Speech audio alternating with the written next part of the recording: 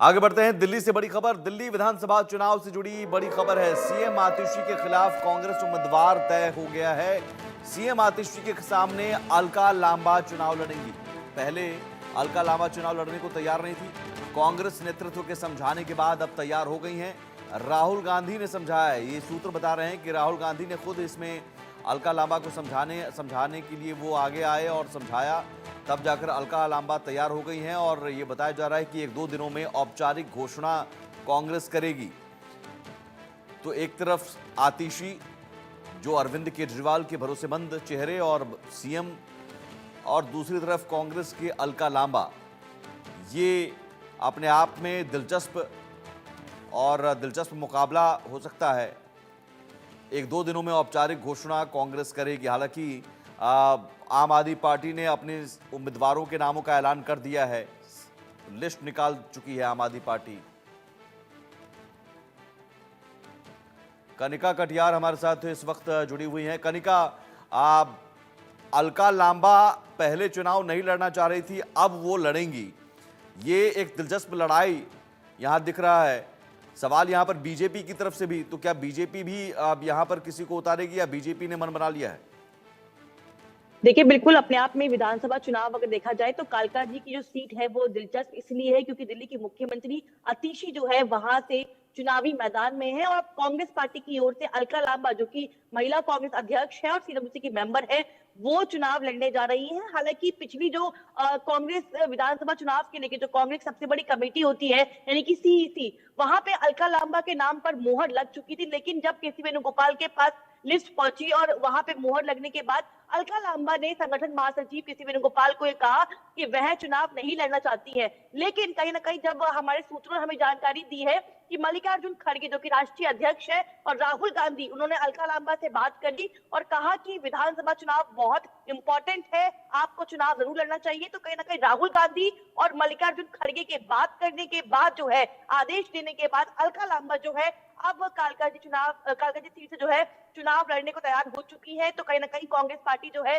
अब दिल्ली की सीएम आतिशी के सामने अलका लांबा को अपना उम्मीदवार के तौर पे जो है उतारेगी। अगले 2 से 3 दिन में कहा जा रहा है कि 3 तारीख के बाद, क्योंकि 3 तारीख तक जो है मनमोहन सिंह को लेकर जो है देश में राष्ट्रीय शोक दिवस मनाया जा रहा है। लेकिन 3 तारीख के बाद संभवतः 4 को जो है कांग्रेस अपनी तीसरी लिस्ट अनाउंस करने जा रही है और उसमें कालका जी सीट से अलका लांबा का नाम जो है वो शामिल होगा। पिछली लिस्ट में नाम इसलिए नहीं आ पाया क्योंकि अलका लांबा ने मना कर दिया था। लेकिन हमारे सूत्रों ने हमें जानकारी दी है कि राहुल गांधी और मल्लिकार्जुन खड़गे के आदेश देने के बाद अब अलका लांबा जो है वो तैयार हो चुकी है। और बिल्कुल जो ये सीट है अपने आप में दिलचस्प सीट है क्योंकि बीजेपी भी लगातार जो है यहाँ पे जो है अपने मजबूत दावेदारों को उतारने की जो है रणनीति तैयार कर रही है।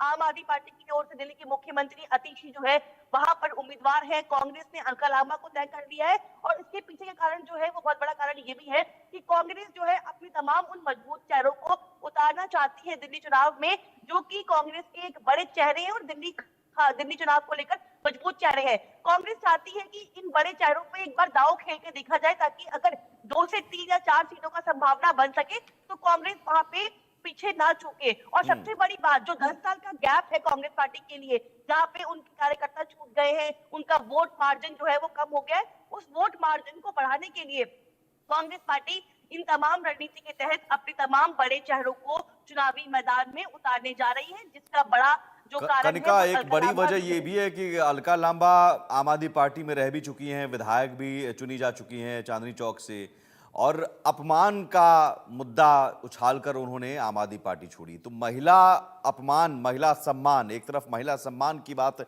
अरविंद केजरीवाल कह रहे हैं, आतिशी को उन्होंने सीएम बनाया, तो एक महिला सम्मान और महिला अपमान का मुद्दा क्या कालका जी के जरिए पूरी दिल्ली में?